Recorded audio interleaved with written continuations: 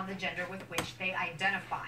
And that has school leaders and politicians in several states outraged. CNN's Nick Valencia is joining me now. Nick, these aren't laws per se, just guidelines, but we have heard the government threaten to withhold Title IX funding for schools that don't follow them. And opponents say this is government going too far. Well, the Obama administration on it calls them guidelines, but they really read more like a warning to public schools across the country. Do this or else. And several governors across many states here in the South are already telling their school districts to not follow the rules. Of course, if the school districts disobey these new guidelines, they risk losing federal money. We will not yield to blackmail from the President of the United States. The federal government calls them guidelines, but several states, including Texas, see them more as a threat. This goes against the values of so many people. It has nothing to do with anyone being against a transgender child. At a Friday morning press conference, Texas Lieutenant Governor Dan Patrick says a line has been crossed by the federal government after the Department of Justice sent a letter on transgender bathroom use in public schools across the United States. I'm telling all the superintendents of Texas right now, you have about 3 weeks left of the school year. Do not enact this policy. In the letter, Attorney General Loretta Lynch writes, "There is no room in our schools for discrimination of any kind, including discrimination against transgender students on the basis of their sex.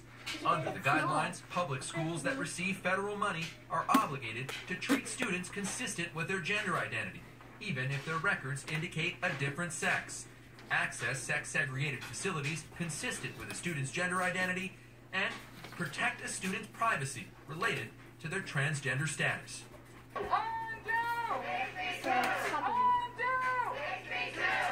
The action sets the stage for a legal battle that's been in the making since March. House Bill 2 in North Carolina began the recent controversy. The law requires trans people to use the public restroom related to the gender on their birth certificate, not how they identify. Candace Cox has been one of the most outspoken against the law.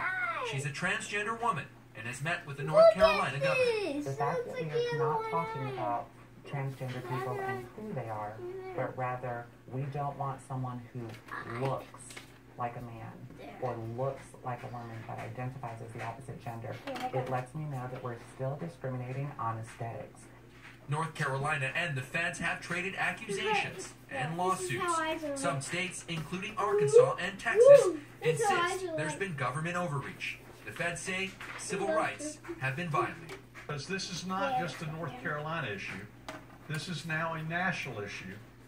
It is a national issue, and earlier today, the head of the Civil Rights Division for the Department of Justice, Vanita Gupta, seemed to double down on the Fed's guidelines. She gave a commencement speech at the University of Minnesota Law School and in part said, efforts like House Bill 2 in North Carolina not only violate the laws that govern our nation, but also the values that define us as people. Two very adamant sides here. They're insisting that they're right on one side, feeling that this is a moral issue, that really the morality of the country is under attack. Transgender people in this community, in this country, they seem to be very outraged by this. They're saying people are focusing on how they look, not who they are as people. This issue's not put to bed yet. Nick Valencia, thank you.